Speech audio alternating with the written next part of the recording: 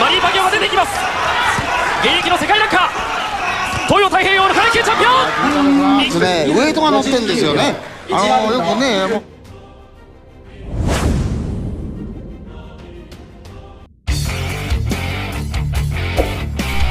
Motorsports! Taong 1998, nang unang mapalaban sa labas ng ating bansa si Manny Pacquiao. Ito nga ay sa bansang Japan. Nakalaban niya dito ang hometown boxer na si Shin Terao sa isang 10-round bout sa super flyweight division. Inalayan pa nga ng bulaklak ng boksingerong Hapon si Pacquiao, habang ibinigay naman ni Pacquiao ang dala-dala niyang watawat ng Pilipinas sa Hapon. Kung titignan naman natin ang kanilang mga kartada, ay lumalamang ang ating pambato na nooy may kartadang 22 wins, 13 dito ay nanalo via knockouts at may nag-iisang talo lamang. Habang ang Hapon naman ay may kartadang 10 wins, isa lang dito ang naipanalo niya via knockouts, may 2 talo at 1 draw. Ginanap ito sa Korakuen Hall, Tokyo, Japan. Panoorin po natin ang kanilang naging bakbakan. チャンスです。相手は現役の世界ランカー、そして OPB 第1ラウンドのゴングです。白井さん、はい、これはノンタイトル。 Dito sa simula ng round ay pinapakitaan ng Hapon ng kanyang magandang head movement at footwork si Manny Pacquiao. はい、肩を小刻みに動いています。黒のトランクスに黄色いライン、寺尾慎、そして白いラインが入っています。このサウスポーのファイターがマニー・パキャオ。リングの中央で左へ左へと回っています。寺尾、右のフック。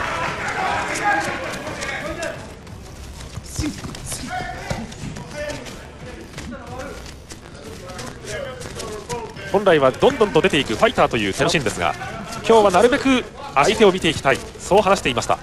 試合前の作戦通り、まずはリングの中央にマニー・パキャオ、そしてその周りを回っていくという寺尾慎です。いきなり Tumama nga po ng sulido ang left straight mula kay Manny Pacquiao na halos makapagpatalsik ng ulo ng Hapon.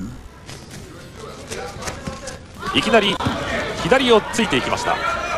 サウスポースタイルのマニー・パキャオ。具志堅さん、ここまでご覧いただきましてマニー・パキャオの動きですがいかがでしょう。やっぱり体が柔らかいですからね。お、第1ラウンドいきなり動きが止まったが寺尾。ボディ溝落ち。 Bumagsak nga po ang Hapon sa unang pagkakataon at binilangan ng referee.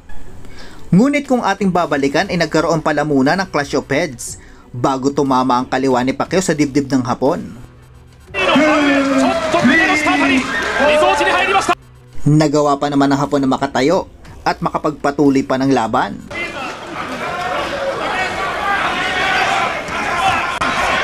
Manny Pacquiao が出てきます。現役の世界ランカー、東洋太平洋の階級チャンピオン。 Sa pag-atake ni Pacquiao ay may pailan-ilan na counter ang tumatama mula sa Hapon. Pero hindi na mapigilan si Pacquiao at muling pinabagsak ang Hapon. Nagawa pa nga muling makatayo ng Hapon at nais dagdagan pa ang kanyang sakit ng katawan. Referee の阿部和夫が相手の寺尾の目をじっと見てからこの試合再開。一気に行きますマニー・パキャオ。寺尾苦しい。いやもう本当に苦しいところですね、これ我慢ですね。残り時間は30秒。やっぱりクリンチした方がいいですよ。クリンチに低くなるんですからね、終わりますよ。あと15秒ですね。我慢できるか寺尾慎。青コーナー近くに詰まっています。残り時間10秒。粘れるか寺尾。第1ラウンド足に来ています。At dahil sa walang humpay na mga atake ni Pacquiao, 2 segundo bago matapos ang round ay muling bumagsak ang Hapon at dito na itinigil ang laban.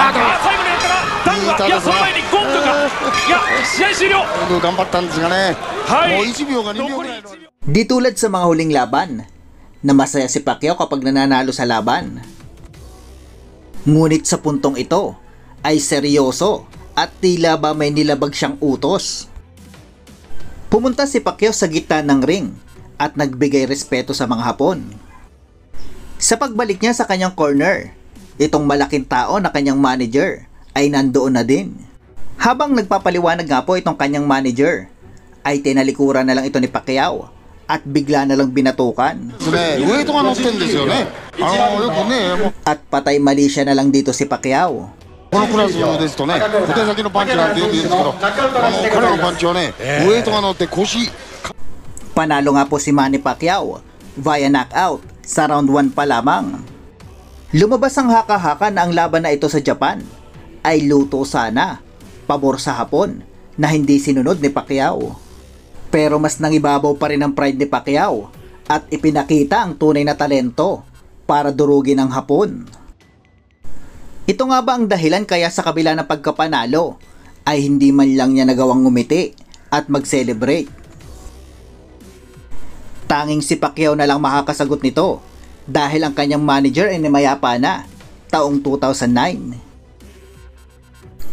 Kung totoo man ang haka-hakang ito, ay baka wala sanang isang Manny Pacquiao na iniidolo ngayon na namamayagpag sa buong mundo at tinaguriang pambansang kamao ng Pilipinas. Hanggang dito na lang po muna tayo mga idol. Maraming salamat po.